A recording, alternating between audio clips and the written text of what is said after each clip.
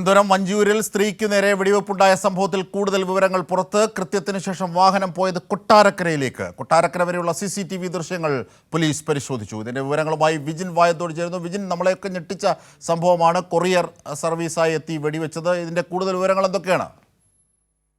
നിർണായകമായ വിവരങ്ങളാണ് ഇപ്പോൾ പോലീസിൽ നിന്ന് ലഭിക്കുന്നത്.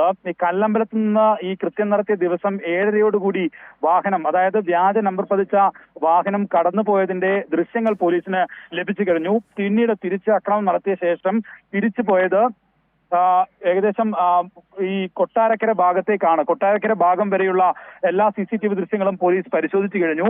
കൊട്ടാരക്കര വരെ നിലവിൽ ഈ വാഹനം കടന്നുപോയതിന്റെ CCTV ദൃശ്യങ്ങൾ പോലീസിന് ലഭിച്ചു കഴിഞ്ഞു. അങ്ങനെയെങ്കിൽ എത്രയും പെട്ടെന്ന് ഏത് ഭാഗത്തേക്കാണ് ഈ വാഹനം പോയത് എന്ന കാര്യത്തിലുള്ളൊരു നിശ്ചയത്തിലേക്ക് പോലീസിന് എത്താൻ കഴിയും എന്നാണ് ഇപ്പോൾ പ്രതീക്ഷിക്കുന്നത്. ഒപ്പം തന്നെ ഈ എയർഗൺ ഉപയോഗിച്ചാണ് വെടിവെച്ചിരുന്നത്.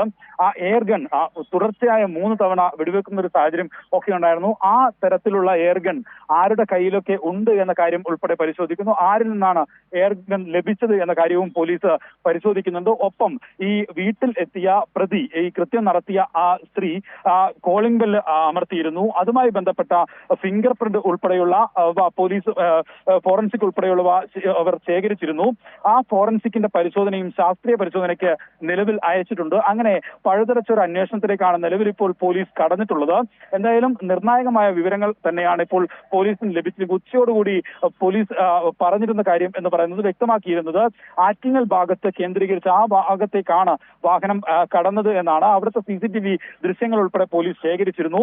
അതിനുശേഷം 2 സംഘമായി പോലീസ് അന്വേഷണം നടത്തിക്കൊണ്ടിരിക്കുകയായിരുന്നു. ആ അന്വേഷണത്തിലാണ് നിലവിൽ ഇപ്പോൾ കൊട്ടാരക്കരയിലേക്കാണ് ഈ വാഹനം കടന്നിട്ടുള്ളത് എന്ന കാര്യം വ്യക്തമാവുകയും ചെയ്യുന്നത്. ഒപ്പം തന്നെ ഏറ്റവും നിർണായകമായി ലഭിക്കുന്ന മറ്റൊരു വിവരം എന്ന് പറയുന്നത്, ഈ കൃത്യം നടത്തിയ ദിവസം രാവിലെ 7:30 ഈ കല്ലമ്പലം ഭാഗത്തു നിന്നാണ് തിരുവനന്തപുരത്തേക്ക് വഞ്ചിയൂരിലേക്ക് ഈ കാർ എത്തിയത് എന്നാണ്. ഇന്നലെ തന്നെ പോലീസിന് കാറിന്റെ നമ്പർ വ്യാജമാണ് എന്ന് മനസ്സിലാക്കാൻ കഴിയുകയും ചെയ്തിരുന്നു.